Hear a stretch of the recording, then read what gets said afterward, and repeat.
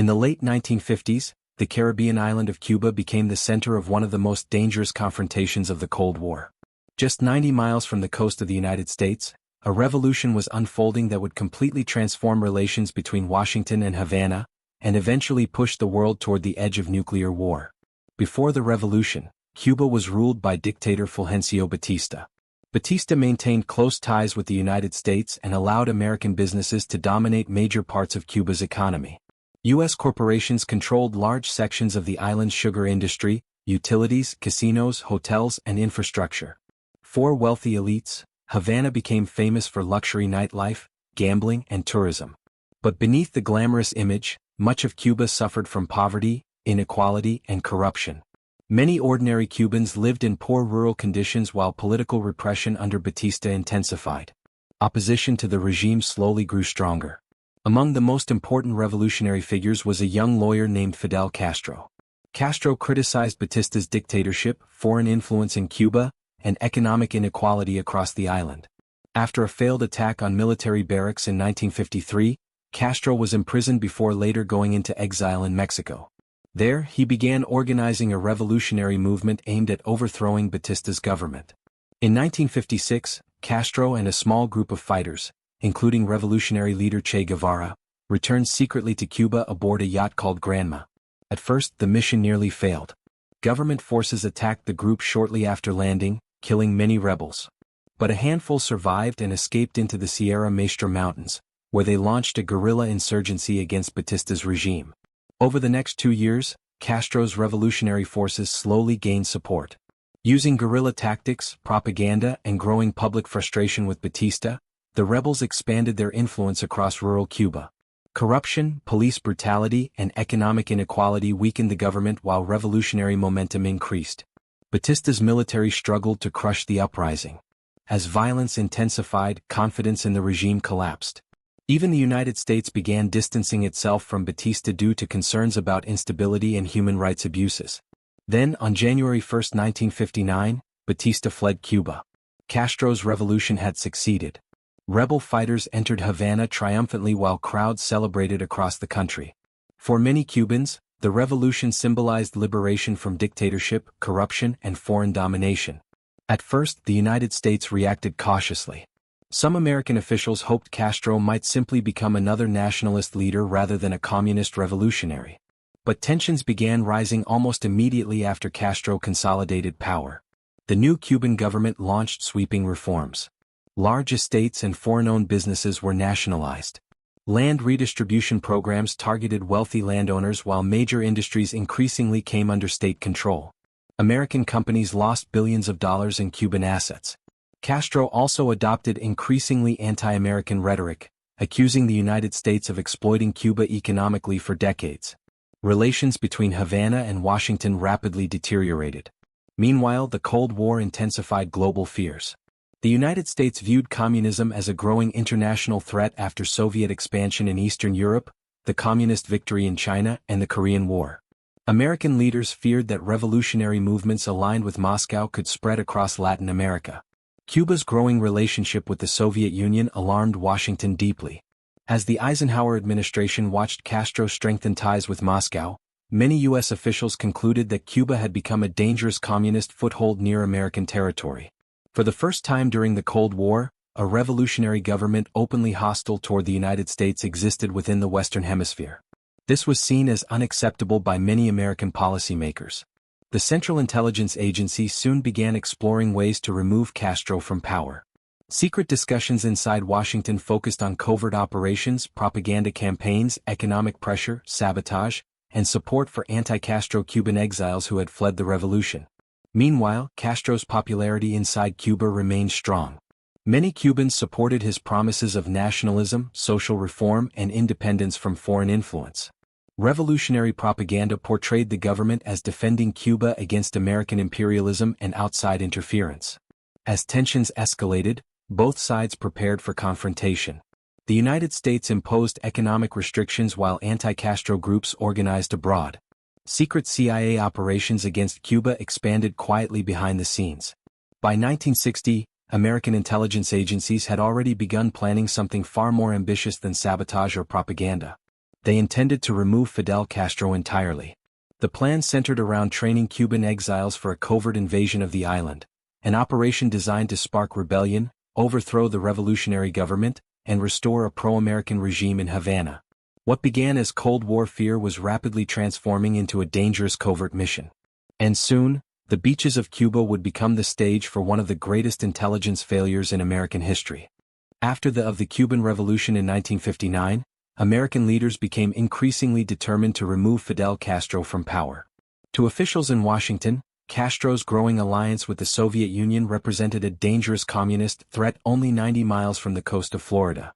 During the Cold War, the idea of a pro-Soviet government so close to the United States was seen as both politically humiliating and strategically unacceptable. Inside the Central Intelligence Agency, discussions quickly shifted from containment toward covert action. Rather than launching a direct military invasion, the CIA wanted an operation that could secretly overthrow Castro while allowing the United States government to deny official involvement. The agency believed a carefully planned covert mission could trigger rebellion inside Cuba and collapse Castro's government from within. Planning for the operation began under President Dwight D. Eisenhower. CIA officials proposed recruiting Cuban exiles, many of whom had fled Castro's revolution, and training them to return as an anti-communist invasion force. The goal was simple: land in Cuba, inspire a popular uprising and remove Castro from power. The CIA believed many Cubans secretly opposed Castro and would join the rebellion once fighting began. This assumption would later prove catastrophically wrong. To build the invasion force, the CIA recruited hundreds of anti-Castro exiles living primarily in the United States and Latin America. Many were former soldiers, businessmen, landowners, and political opponents who had lost property or influence after the revolution. The exile force eventually became known as Brigade 2506. Secret training camps were established in Guatemala with support from the U.S. government. There, CIA instructors trained the exiles in weapons handling, guerrilla warfare, amphibious landings, communications, and sabotage operations. The camps operated under intense secrecy. Officially, the United States denied involvement while covertly supplying weapons, aircraft, ships, intelligence support, and military advisors. CIA planners hoped the mission would appear to be an internal Cuban uprising rather than a direct American attack. At the same time, covert operations against Cuba expanded rapidly. The CIA explored sabotage missions, propaganda broadcasts, economic disruption, and even assassination plots targeting Castro himself. Psychological warfare became a major part of the campaign. Radio programs criticized the Cuban government while anti-Castro propaganda spread throughout Latin America and among exile communities. Meanwhile, inside Cuba, Castro strengthened his security apparatus and prepared for possible invasion. Cuban intelligence closely monitored opposition groups while revolutionary militias expanded across the island. Castro publicly warned that the United States was preparing aggressive action against the revolution. In January 1961, leadership in Washington changed. Newly elected President John F. Kennedy inherited the invasion plan shortly after taking office. Kennedy was young, inexperienced in foreign policy, and eager to appear strong against communism during the Cold War. But he also worried about the political risks of openly invading Cuba. The CIA assured him the operation would succeed. Agency officials claimed the Cuban population would rise against Castro once the invasion began. They argued Castro's government was weaker and less popular than it actually was. Kennedy approved the operation, but with important limitations. He wanted the invasion to remain covert and feared that obvious American military involvement could trigger international outrage or Soviet retaliation. To preserve plausible deniability, Kennedy restricted direct U.S. military participation and reduced planned air support for the invading force. Those decisions would later become central to the disaster. Originally, CIA planners wanted extensive airstrikes to destroy Cuba's air force before the invasion began. But concerns about exposing American involvement led Kennedy to cancel or reduce parts of the bombing campaign. As a result, Castro's air force survived largely intact. Still, the CIA remained confident. Brigade 2506 completed its training while invasion ships and aircraft moved secretly into position. Supplies, ammunition, and communications equipment were prepared for the landing. The chosen invasion site was the Bay of Pigs on Cuba's southern coast. CIA planners believed the remote swampy area would provide enough isolation for the exile force to establish a beachhead and organize resistance operations. Once secured, A provisional anti-Castro government could supposedly request international recognition and outside support. But serious flaws already threatened the mission. American intelligence underestimated Castro's popularity among ordinary Cubans and overestimated the willingness of civilians to join an armed uprising. The operation also relied on secrecy that was rapidly disappearing. Rumors of invasion spread internationally before the mission even began. Foreign journalists reported unusual military activity while Cuban intelligence gathered increasing evidence of American-backed preparations. Castro's government placed military forces on high alert. Despite these warning signs, the invasion moved forward. In April 1961, Brigade 2506 boarded ships and sailed toward Cuba under cover of darkness. Many of the fighters believed they were about to liberate their homeland and ignite a revolution against Castro. Inside Washington, CIA officials expected a quick victory. Instead, the operation was heading toward one of the most humiliating failures in American intelligence history. On April 17, 1961, the long-prepared CIA operation against Cuba finally began. Under the cover of darkness, approximately 1,400 anti-Castro Cuban exiles from Brigade 2506 landed at the Bay of Pigs along Cuba's southern coast. Many believed they were about to liberate their homeland and trigger a massive uprising against Fidel Castro. Instead, they were walking directly into disaster. The invasion force arrived by sea while CIA-backed aircraft attempted to support the landing from the air. The plan depended on speed, surprise, and the belief that ordinary Cubans would rise against Castro once fighting began. But almost immediately, problems emerged. The operation's secrecy had already been compromised before the invasion even started. Rumors of American-backed military action had circulated internationally for days, and Cuban intelligence had prepared for possible attack. Castro's government was ready. As Brigade 2506 landed on the beaches, Cuban military forces and revolutionary militias responded far faster than CIA planners expected. Armed defenders quickly mobilized while local security units blocked roads and communication routes near the invasion zone. The Bay of Pigs itself also created serious tactical problems. The remote swampy terrain limited movement and trapped invading forces in difficult conditions. Coral reefs damaged landing boats while supply operations became chaotic almost immediately. Then came one of the operation's greatest failures. Air support collapsed. Originally, CIA planners intended to destroy much of Cuba's air force before the invasion. But President John F. Kennedy had reduced or canceled parts of the bombing campaign because he feared exposing direct American involvement. As a result, several Cuban aircraft survived. Those surviving planes soon attacked the invasion force with devastating effect. Cuban fighter aircraft bombed ships carrying supplies, fuel, ammunition, and communications equipment for Brigade 2506. Some vessels were sunk while others retreated from the combat zone, leaving invading forces isolated on the beaches with limited support. The carefully planned operation was beginning to collapse within hours. Meanwhile, Fidel Castro moved quickly to control the national response. He personally appeared on Cuban radio broadcasts, calling on citizens and military forces to defend the revolution against what he described as an imperialist invasion backed by the United States. The reaction inside Cuba shocked American planners. Instead of triggering a nationwide uprising against Castro, the invasion strengthened nationalist support for the Cuban government. Thousands of civilians joined militias or assisted security forces while anti-Castro rebellion failed to materialize. The CIA had badly misjudged the situation. Many ordinary Cubans still supported Castro's revolution despite growing tensions with the United States.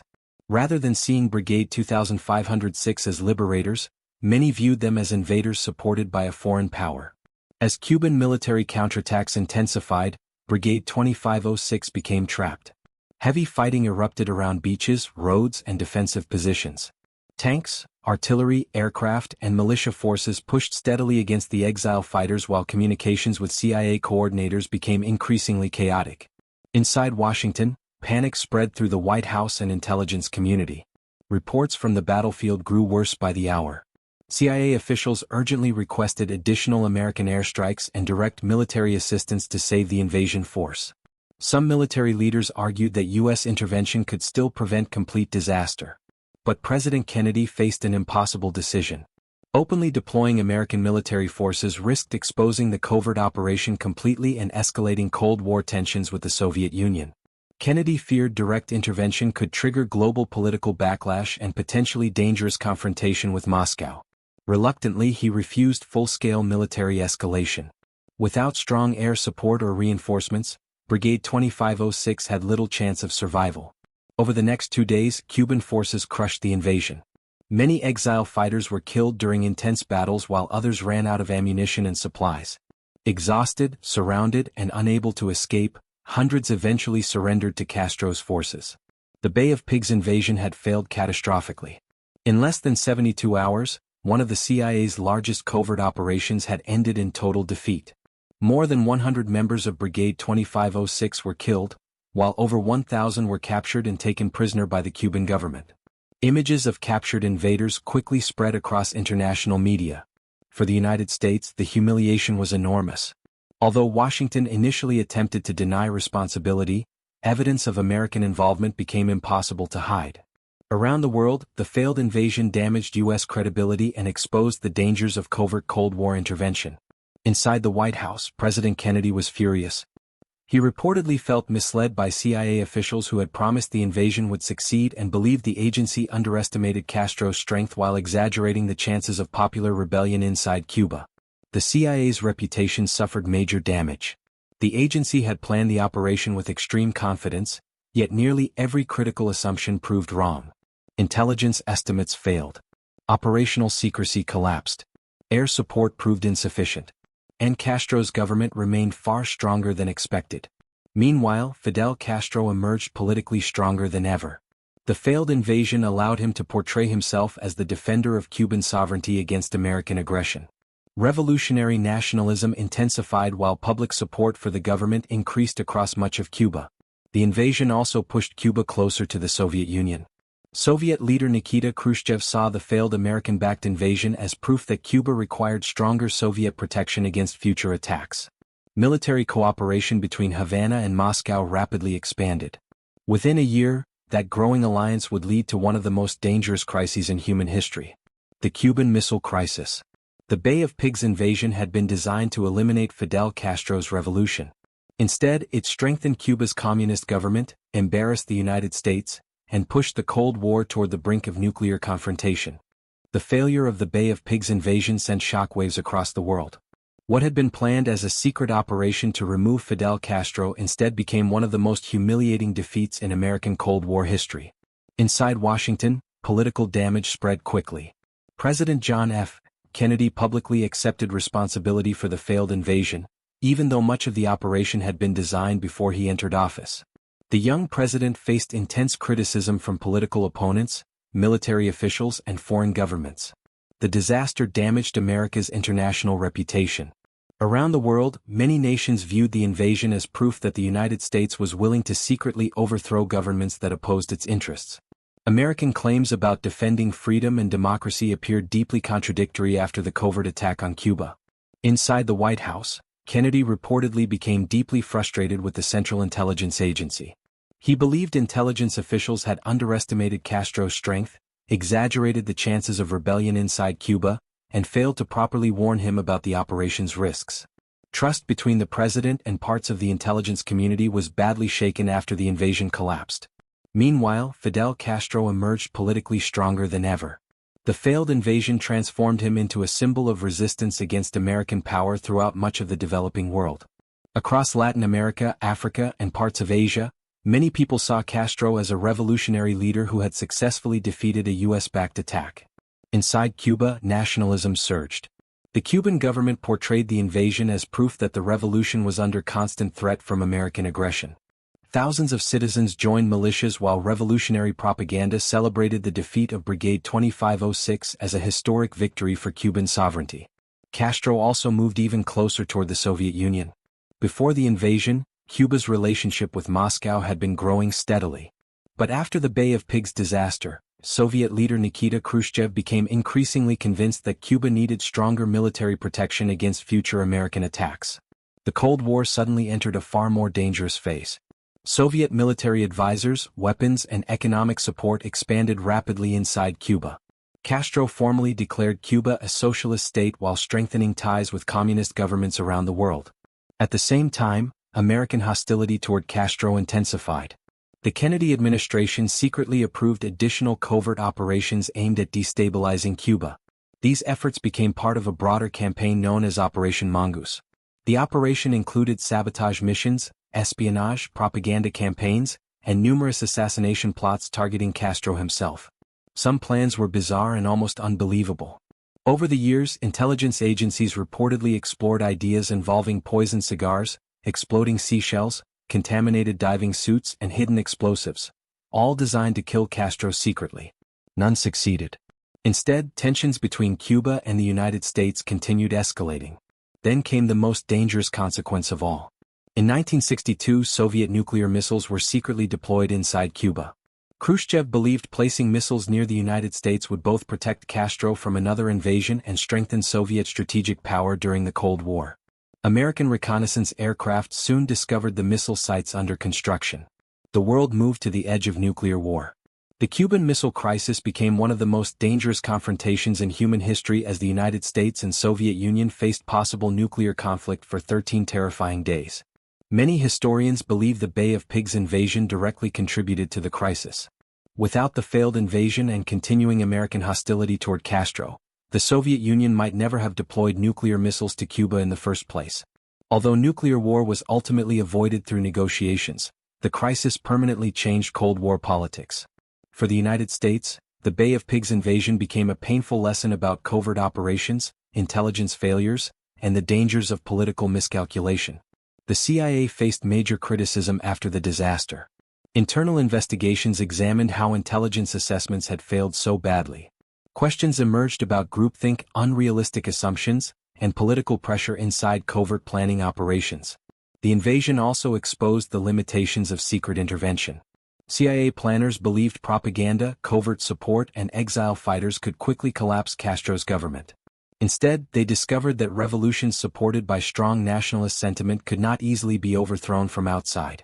Meanwhile, Cuba remained under communist rule for decades.